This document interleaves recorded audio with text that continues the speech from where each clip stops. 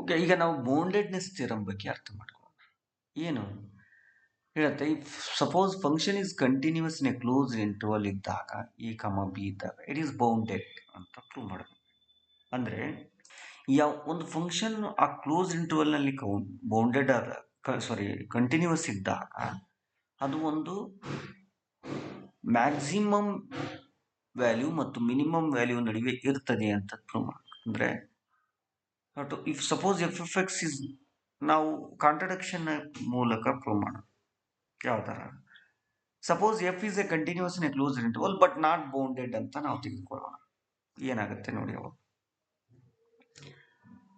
ಇದರ ಅರ್ಥ any m greater than m belongs to natural number. ನೀವು ಯಾವುದೇ ಒಂದು ಮ್ಯಾಕ್ಸಿಮಮ್ ವ್ಯಾಲ್ಯೂ ತೆಗೆದುಕೊಂಡ್ರೂ ಕೂಡ ಆ modulus of f of x n is greater than M ಇರುತ್ತೆ. There exist n belongs to natural number ಅಂತ ತಾನೆ.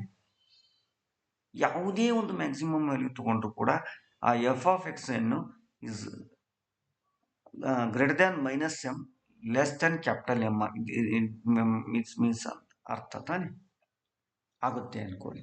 ಹೌದಾ? ಈಗ ನಮಗೆ ಗೊತ್ತು ಏನು, ಒಂದು ಇಂಟರ್ವಲ್ ಕೊಟ್ಟಾಗ ಅದಕ್ಕೆ ಒಂದು ಬೌಂಡೆಡ್ ಸೀಕ್ವೆನ್ಸ್ ನಾವು ಕ್ರಿಯೇಟ್ ಮಾಡ್ಬೋದು ಅಂತ. ಇಲ್ಲಿ ಒಂದು ಇಂಟರ್ವಲ್ ಕೊಟ್ಟಾರ, ಹಂಗಾಗಿ ಒಂದು ಬೌಂಡೆಡ್ ಸೀಕ್ವೆನ್ಸ್ ಅಲ್ಲಿ there is a convergence subsequence ಇದೆ ಅಂತ ನಾವು ಈಗ ಆಲ್ರೆಡಿ ಪ್ರೂವ್ ಮಾಡಿದ್ದೀವಿ. That converges to point C. ಹೌದಾ? ಇಲ್ಲಿ ಆ C particular point C converge ಆಗ್ತಾ ಇದೆ ಅಂತಂದ್ರೆ ಇಲ್ಲಿ ನೋಡ್ರಿ, f is a continuous at C also. Yes, ನಾ ಹೇಳಿದೆ.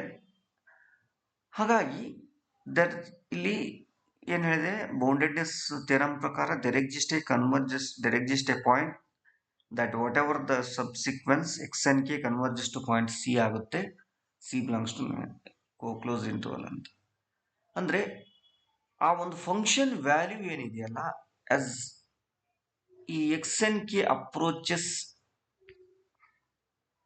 ಇನ್ಫಿನಿಟಿ ಆದಾಗ, ಕೆ ಅಪ್ರೋಚಸ್ ಇನ್ಫಿನಿಟಿ ಆದಾಗ ಎಕ್ಸ್ ಎನ್ ಕೆ ಅನ್ನೋದು ಸಿ ಗೆ ಹತ್ರ ಆಗುತ್ತೆ. ಯಾಕಂದ್ರೆ converges to particular point C ಆಗೋದ್ರಿಂದ ಮತ್ತು ಫಂಕ್ಷನ್ ಕಂಟಿನ್ಯೂಸ್ ಆಗಿರೋದ್ರಿಂದ limit of f of x n K S k tends to infinity ಏನಾಗುತ್ತೆ, ಎಫ್ ಆಫ್ ಸಿ ಆಗುತ್ತೆ. ಅರ್ಥ ಮಾಡ್ಕೊಳ್ಳಿ, ಇಲ್ಲಿ ಕನ್ವರ್ಜೆನ್ಸ್ ಸಬ್ಸಿಕ್ವೆನ್ಸ್ ಆಗೋದ್ರಿಂದ ನೀವು ಇಲ್ಲಿ K X one subsequence, initially we have sequence created sequence x1 x2 x3 x4 like that ಅಂತ create ಮಾಡಿದ್ವಿ.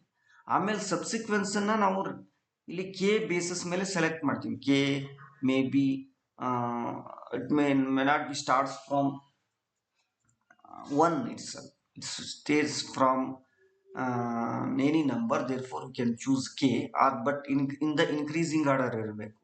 ಅಂದ್ರೆ xn2 ಆದ್ಮೇಲೆ xn1 ಸೆಲೆಕ್ಟ್ ಮಾಡಂಗಿಲ್ಲ, it is K in the increasing order. Anyway, ಆ ತರ ನಾವು ಎನ್ ಕೆ ಅಪ್ರೋಚಸ್ ಇನ್ಫಿನಿಟಿ ಆದಾಗ what ever this X n K ಏನಾಗುತ್ತೆ ಹೇಳಿ, ಸಿ ಆಗುತ್ತೆ. ಯಾಕಂದ್ರೆ ಅಕಾರ್ಡಿಂಗ್ ಟು ದ ಬೋಲ್ಜಾನೋವ್-ಸ್ಟ್ರೆಸ್ ಥಿಯರಮ್ ಪ್ರಕಾರ ಎಕ್ಸ್ ಎನ್ ಕೆ ಏನಾಗುತ್ತೆ, ಸಿ ಆಗುತ್ತೆ. ಮತ್ತು ಕಂಟಿನ್ಯೂಸ್ ಆಗಿರೋದ್ರಿಂದ ಈ ಎಕ್ಸ್ ಎನ್ ಕೆ ಸಿ ಆದಾಗ ಎಫ್ ಆಫ್ ಎಕ್ಸ್ ವ್ಯಾಲ್ಯೂ ಕೂಡ ಎಫ್ ಆಫ್ ಸಿ ಆಗುತ್ತೆ, ಕಂಟಿನ್ಯೂಸ್ ಪ್ರಕಾರ ಫಂಕ್ಷನ್.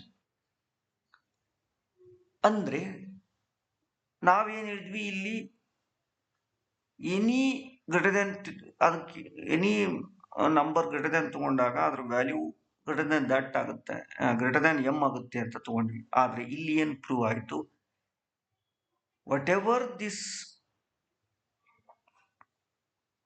ನಮ್ದು limit of f of x n k ಒಂದು ಪರ್ಟಿಕ್ಯುಲರ್ ವ್ಯಾಲ್ಯೂಗೆ ಬರುತ್ತೆ ಅಂತ ಗೊತ್ತಾಯ್ತು. But our construction any f of x modulus of f of x n is greater than n k ಅಂತ ಹೇಳಿದ್ವಿ. As k tends to infinity, whatever this N k tends to infinity. ಹಂಗಾಗಿ n k tends to infinity ಆದಾಗ the function value tends to infinity ಅಂತ ನಮ್ಮ construction ಅಲ್ಲಿತ್ತು.